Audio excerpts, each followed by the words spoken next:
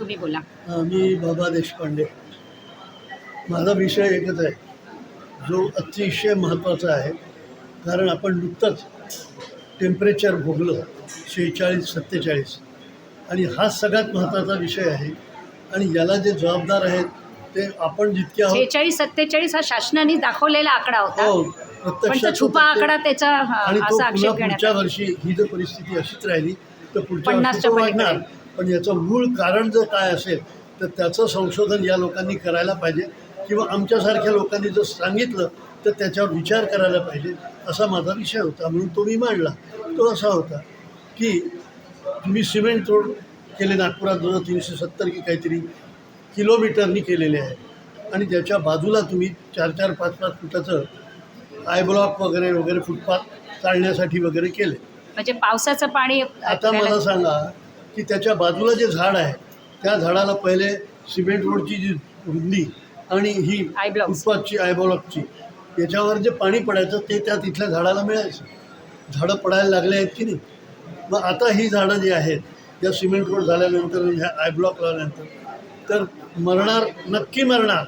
कारण त्यांना बाबा आता तुम्ही नागपुरात किती झाडं लावली म्हटलं? 12 कालच्यापर्यंत सांगतो, हां. 12,500.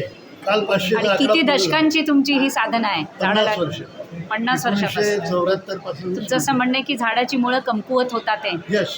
त्यांचा श्वास मोकळा करा. मरणासन्न अवस्थेत आलेली आहेत, आणि त्यासाठी कमीत कमी त्यांनी एवढं तरी करावं की हे जे फुटपाथ आहेत तिथली माती मोकळी करावी. साहेबांनी मला ते आर्ग्युमेंट केलं, ते अतिशय चुकीचं होतं की त्यांनी सांगितलं की ते सिमेंट ब्लॉक जे आहे ते त्याच्यातनं पाणी झिरपतं.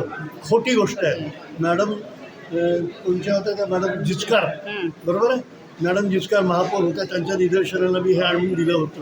किती वर्ष झाले की पाहत. पहिले ते सिमेंटची चादर अंथरतात, मग आय ब्लॉक्स देतात. त्यांना आणि- लेव्हल करायची पण असते. पाश्चिमात्य देशामध्ये आय ब्लॉक्स लावताना मध्ये ते ठेवतात, गॅप ठेवतात इथे पावसाचं. यांना स्वतःला माहीत नव्हतं. मी हे निदर्शनं आणून दिलं, पण हे करतील याची मला मुळीच खात्री नाही आहे. पण हे होत नाही आहे तर मग पाहाल तुम्ही की पुढच्या वर्षीचं टेम्परेचर 50 च्या पलीकडे जाणार. बिलकुल नक्की जाणार आणि झाडं मारणार.